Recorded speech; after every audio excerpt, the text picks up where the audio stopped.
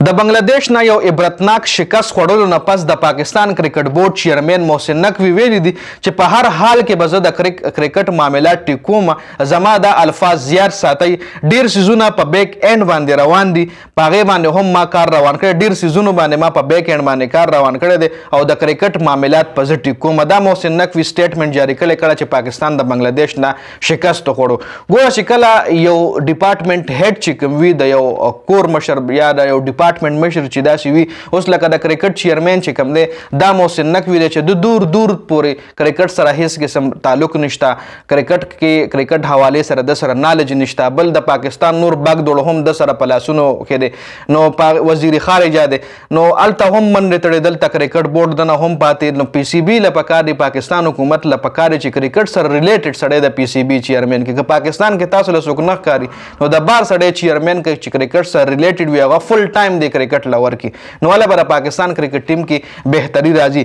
ځکه محسن نقوی خپل اختیارات وقار یونس له ورکړي دي، وسیم اکرم له ورکول چې هغه ته انکار کړی دی، وقار یونس له خپل اختیارات ورکړي دي، نو چې خپل ګوره یو ټاسک مال حواله شي او زه هغه خپل نه کوم، زه بل کس له حواله کوم، نو هغه به زما غونډې نه کوي چې څنګه به زه کول غواړم، او پکې هم څه ناڅه خپله منماني کوي او پکې هم خپل طریقې سره هغه کار کوي، او هغه مطلب یو فلاپ کس زه رامخکې کړم، لکه زه یو داسې کس رامخکې کړم چې هغه الریډي فلاپ وي، لکه پی سی بي چیرمن وقار یونس رامخکې کړی چې دا الریډي یو فلاپ کوچ تیر شوی د پاکستان، د په سربراهۍ کې د پاکستان کرکټ ټیم د ګروپینګ ښکار جوړ شوی دی، یو فیل کوچ چې کوم دی د پاکستان کرکټ بورډ دومره غټه عہده چې محسن نقوی دله ورکړې ده، نو دا ښکاره خبره ده چې هغه به هېڅکله هم دغه نه کوي چې څه ټایم دی الریډي فلاپ شوی دی، الریډي فیل شوی دی، دی الریډي د په ټایم کې ټیم کې مسایلو، خو خیر په ده زه خبره نه کوم. محسن نقوی له پکار دی چې ته فل ټایم پی سی بي چیرمن چې ستا کوم عہده ده دی له ورکړې، که چېرې فل ټایم نشي ورکولی نو ښه په رضا ته مستفي شه او یو داسې کس په دغه کرسۍ باندې کېنوه چې هغه سره د کرکټ کمپلیټ نالج وي، یو ایمانداره سړی وي، کرپشن نه کوي، شفارز باندې کلاړیان ټیم ته نه راولي، په ټیم کې مطلب لایک اور ډس لایک خبره نه ساتي، په ټیلنټ باندې کلاړیان ټیم ته راشي. اوس د پاکستان ټیسټ چې دا کم سکواډ دی نو دې کې که چېرې موږ د بینچ سټرینث وګورو، کم کلاړیان چې په بینچ ناست دي، مطلب پلینګ 11 کې کې سرفراز دی، ابرار دی، زه ابرار له خو کېدی شي دویم میچ کې چانس ملو شي. اوس سرفراز صاحب چې کوم دی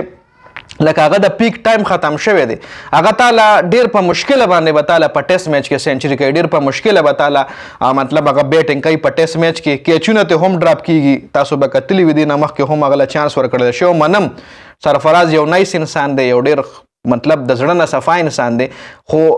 مطلب گیم هم ټیلنټ غواړي، سکلز غواړي، کرکټ سکل غواړي، اړه صفا نه غواړي. که چېرې اړه صفا اخیستل کرکټ نو بیا مولانا غټ غټ مولاناګان چې کوم د هغوی به یو پلینګ 11 ته روزه کوي، بډنه صفا و، هغوی به ایماندار او هغوی به ښایسته، نو گیم چې کوم دی هغه سکلز غواړي، که یو کس اړه صفا وي او که صفا نه وي خو چې هغه سره سکل نه وي نو هغه ښه پلیر نشي کېدی. نو د سرفراز چې کوم پیک ټایم هغه تیر شوی دی، بل زموږ د بینچ سټرینث کې داسې کلاړي نشته، لکه مطلب بینچ سټرینث هم زموږ داسې کمپلیټ بینچ سټرینث نه دی چې هغې نه موږ یو بل پلینګ 11 تیار کو. خیر دا خو محسن نقوی یو سټیټمنټ جاری کړی دی چې د بیک اینډ باندې ورلډ کپ نه پس د وي زه به اپریشن کوم، اپریشنونه شروع را ګورو به چې دا اپریشن به کله کېږي، کرکټ معاملات په کله محسن نقوی ټیک کوي،